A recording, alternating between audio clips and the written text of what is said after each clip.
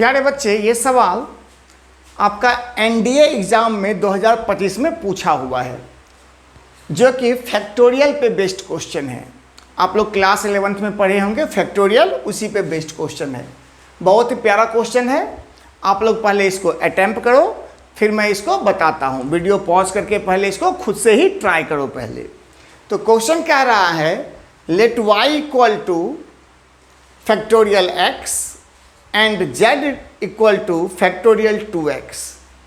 If z by y equal to 120, then what is the value of factorial 3x? तो इसको किस तरह से अटेम्प्ट किया जा सकता है? तो पहले आप लोग अगर अटेम्प्ट कर लिए हैं तो हम स्टार्ट करते हैं। यहाँ का आपका गिवन है यहाँ से आपको कि z by y equal to 120। जो पहला वैल्यू दिया हुआ है यही दिया हुआ है, z by y equal to 120। z का वैल्यू भी आपके पास दे रखा है, कितना दे रखा है 2x का फैक्टोरियल। y का वैल्यू दे रखा है x का फैक्टोरियल इक्वल टू कितना दे रखा है 120। तो आपको पता होगा, पहला दो चीज़ पता होना चाहिए कि फैक्टोरियल का मतलब क्या होता है।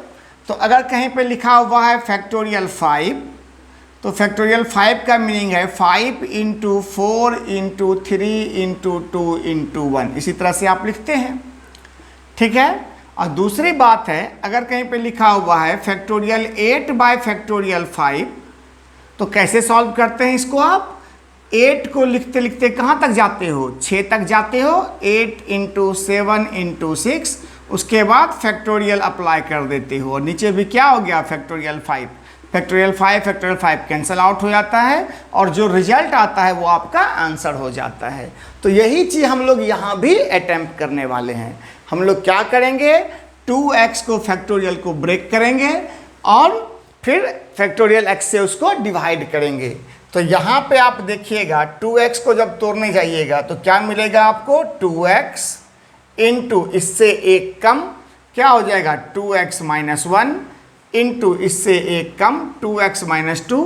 कहाँ तक चलना है हमको? तो 1 तक नहीं ले जाएंगे हम लोग, क्या करेंगे x से जस्ट पहले तक। तो क्या होगा x प्लस 1, उसके बाद क्या लिख देंगे फैक्टोरियल x, और नीचे भी क्या रहेगा फैक्टोरियल x रहेगा, बराबर क्या दे रखा है आपके पास 120 दे रखा है। देखो फैक्टोरियल x से फैक्टोरियल x तो कैंसिल हो गया। तो आपके पास अब जो रिजल्ट आया है 2x into 2x minus 1 into 2x minus 2 dot into x plus 1 equal to 125।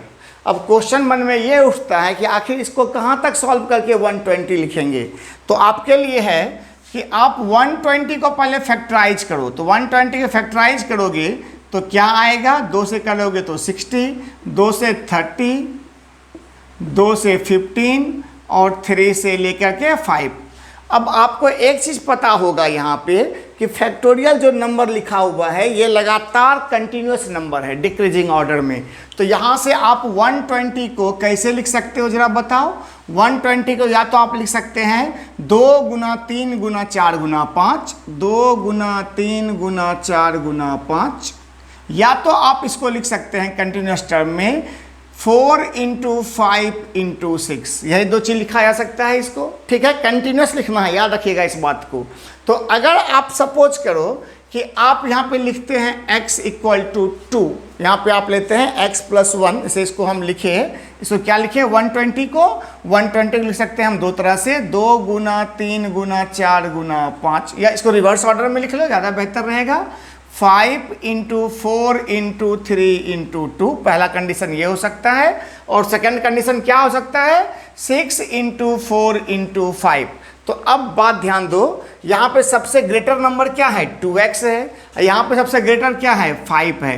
तो इसका मतलब है कि 2x को जब इक्वेट करोगे 5 से तो x इक्वल टू क्या आ जाएगा 5/2, जो कि एक नेचुरल नंबर नहीं है या इंटीजर वैल्यू नहीं है। इस कारण से ये क्या हो जाएगा कैंसल आउट हो जाएगा। तो अब आपके पास क्या बचा 2x इक्वल टू 6, इक्वेट करो सेकेंड वाले से, तो x का वैल्यू क्या आ जाएगा आपके पास 3 आ जाएगा। अब आपका आंसर मिल गया। चूंकि x का वैल्यू आ गया है 3, तो आपको किसका वैल्यू निकालना है, 3x का फैक्टोरियल। और 3x का फैक्टोरियल का मतलब हो गया 9 का फैक्टोरियल, और 9 का फैक्टोरियल का मतलब होता है 9 × 8 × 7 6 5 4 3 2 × 1। तो 1 तो लिखने की जरूरत है नहीं। फैक्टोरियल 5 का वैल्यू होता है 120। 120 गुना 6 कितना हो जाएगा, 720। और 720 गुना 7 आपके पास लिखोगे तो ये हो जाएगा 50 40। 50 40 को 8 से मल्टीप्लाई करोगे तो ये आ जाएगा आपका 40 32। उसके बाद और 9 से मल्टीप्लाई कर दो तो 27 1 28 9 4 36। के आंसर क्या आ गया, 36 28 80।